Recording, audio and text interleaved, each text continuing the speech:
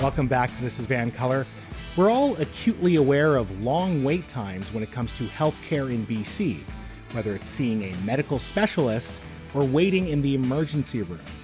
But if those delays actually make your health worse, can you sue the government? Here to explain is my counterpart on Soapbox Social, which you can find on CBC Radio's On the Coast with Gloria Makarenko every Thursday at 4:10 p.m., one of BC's most high-profile criminal defense lawyers representing Acumen Law. She is Kyla Lee, and this is Kyla's Court.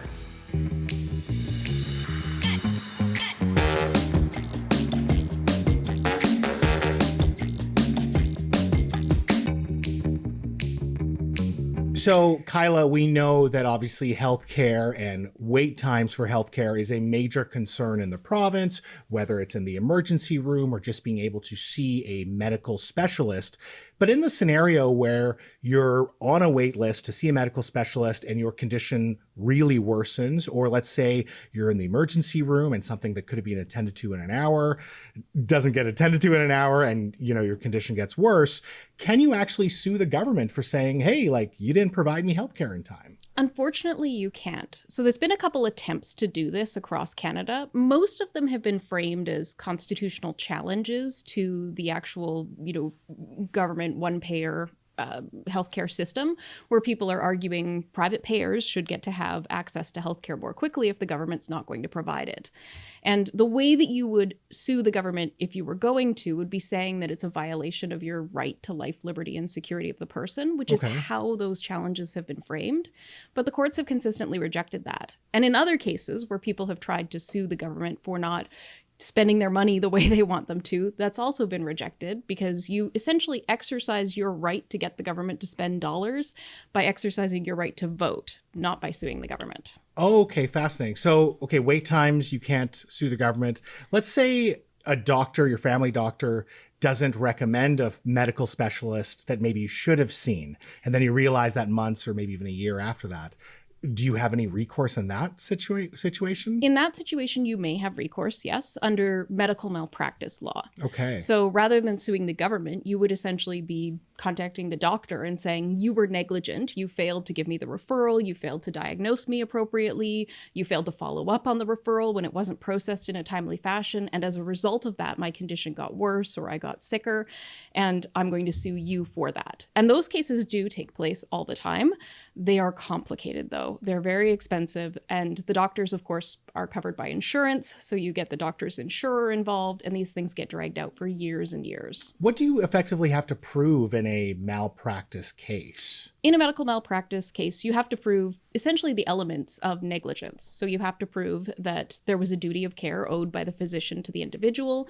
You have to prove that the doctor was negligent in exercising that duty of care. So if the doctor exercises their judgment and says, hey, I don't think this referral is appropriate, unless they were negligent in doing that, if they just made a professional call and got it wrong, that wouldn't rise to the level of medical malpractice necessarily. So it is still a high standard. Interesting. Now, going back to the wait times, let's say someone gets really frustrated with the wait time to see a medical specialist in particular, and they go down to the States or they go somewhere else to get that treatment.